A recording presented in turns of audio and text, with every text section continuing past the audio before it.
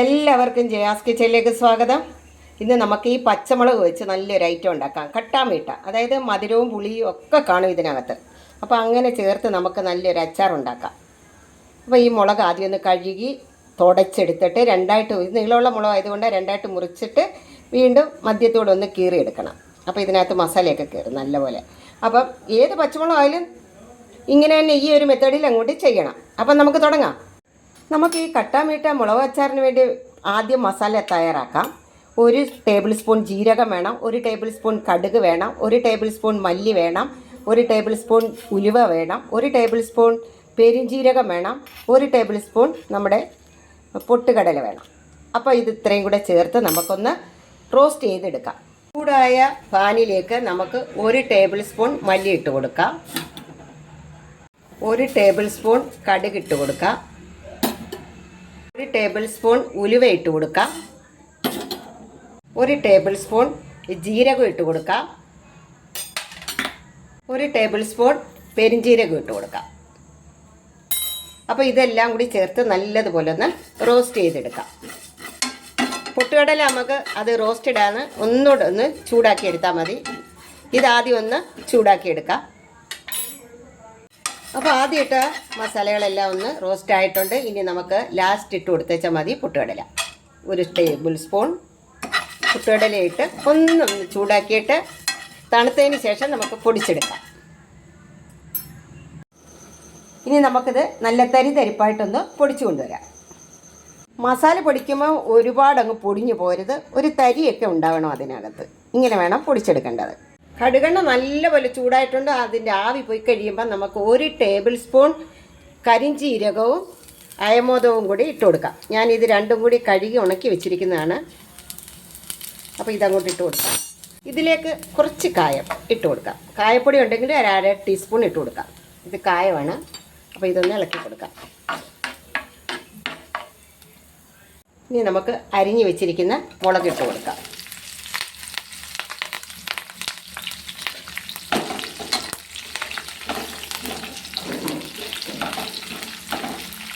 മുളകൊന്ന് ഇളക്കിയതിന് ശേഷം നമുക്കൊരു 1/2 ടീസ്പൂൺ ഉപ്പിട്ട് നല്ലപോലെ ഒന്ന് ഇളക്കി കൊടുക്കാം.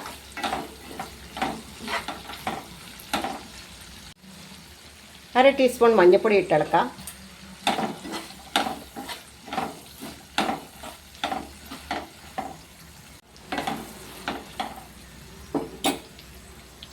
മഞ്ഞൾപ്പൊടിയും ഉപ്പും ചേർത്ത് മുളക് നല്ലതുപോലെ വഴറ്റിയെടുത്തിട്ടുണ്ട്. ഇനി നമ്മൾ പൊടിച്ച് വെച്ചിരിക്കുന്ന മസാലക്കൂട്ടുണ്ടല്ലോ, അതങ്ങോട്ട് ഇട്ട് കൊടുക്കാം. നമ്മുടെ മസാലക്കൂട്ട് ഞാനൊരു 300 ഗ്രാം മുളകാണ് എടുത്തിരിക്കുന്നത്, പച്ചമുളക്. അപ്പോൾ അതിൻ്റെ മസാലയായി നമ്മൾ വറുത്ത് പൊടിച്ചത്. അപ്പോൾ ഈ മസാല ഇട്ട് കൊടുത്തതിന് ശേഷം നല്ലതുപോലെ ഒന്ന് ഇളക്കി നല്ലപോലെ ഇളക്കി 2 മിനിറ്റ് ആയിട്ടുണ്ട്. ഇനി നമുക്ക് വേണ്ടത് ശർക്കരയും പിഴുപുളിയും കൂടെ വെള്ളത്തിലിട്ടത്, അത് അരിച്ചെടുത്തിട്ടുണ്ട്. അരിച്ച് ആ പാനി അതിനകത്തോട്ട് ഒഴിച്ചു കൊടുക്കാം. വെള്ളം ഇടയ്ക്കിടയ്ക്ക് ഹിന്ദി വരുന്നുണ്ട്. അപ്പോൾ ഇനി നല്ലപോലെ ഒന്ന് മിക്സ് ചെയ്ത് മീഡിയം ഫ്ലെയിമിൽ വെച്ച് ഈ പുളിയുടെ ഈ ജ്യൂസ് ഒന്ന് വറ്റിച്ചെടുക്കണം. അപ്പോൾ ഇങ്ങനെ തുടർച്ചയായിട്ടൊന്ന് ഇളക്കി കൊടുത്തു കഴിഞ്ഞാൽ അതിൻ്റെ ആ ജലാംശം ഒന്ന് വറ്റി നമ്മുടെ മുളകയിലോട്ട് ഈ മസാലയെല്ലാം അങ്ങോട്ട് പിടിച്ച് അങ്ങ് പറഞ്ഞറിയിക്കാൻ വയ്യാത്ത ടേസ്റ്റാണ് കേട്ടോ. പുളിയും ശർക്കരയും കൂടി അലിയിച്ച വെള്ളം ഒഴിച്ചു കൊടുത്ത് കഴിഞ്ഞതിന് ശേഷം ഇങ്ങനെ ഇളക്കി യോജിപ്പിച്ച് അതിൻ്റെ വെള്ളത്തിൻ്റെ അംശം വറ്റി നല്ലതുപോലെ വറ്റിയിട്ടുണ്ട്. ഇനി ഫ്ലെയിം ഓഫ് ചെയ്യാം. ഇത് നമുക്ക് ചായ കുടിക്കുമ്പോൾ അതിൻ്റെ കൂടെ സ്നാക്കായിട്ട് ഉപയോഗിക്കാം. അത്ര ടേസ്റ്റാണ്. എല്ലാവരും ഇതേപോലെ ഒന്ന് ചെയ്ത് നോക്കണം, ഇതേ മെത്തേഡിൽ തന്നെ.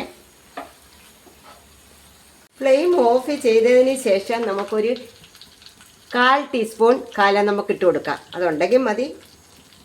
എല്ലാ സൂപ്പർ മാർക്കറ്റിലും കിട്ടും ഇത് വാങ്ങാൻ.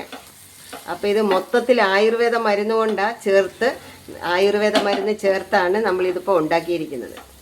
കരിഞ്ജീരകം, അയമോദകം, മഞ്ഞൾ, മല്ലി, ഉലുവ, കടുക്, ജീരകം, പെരുംജീരകം, ഇതെല്ലാം ആയുർവേദ മരുന്ന്. അപ്പോൾ ഇത് കഴിച്ചെന്ന് വിചാരിച്ച് ഒരു കുഴപ്പവും വരത്തില്ല.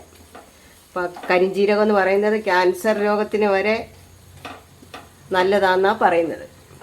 അപ്പോൾ എല്ലാവരും ഇതൊന്ന് പിന്തുടരണം. നോക്കിക്കേ എന്ത് രസമുണ്ട്. ഇത് കാണുന്ന പോലുള്ള രസമാണ് കഴിക്കുമ്പോഴും. തിന്നാൽ മതി വരത്തില്ല. ചപ്പാത്തിക്കും വെറുതെ ഇരുന്ന് കഴിക്കാനും ചോറിൻ്റെ കൂടെ ഒക്കെ പറ്റിയതാണ്.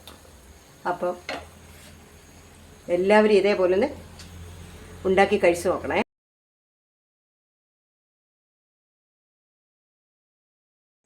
സ്വാദിഷ്ടമായ നമ്മുടെ മുളകച്ചാർ തയ്യാർ. എരിവും പുളിയും മധുരവും ഉപ്പും എല്ലാം സമസമമുണ്ട്.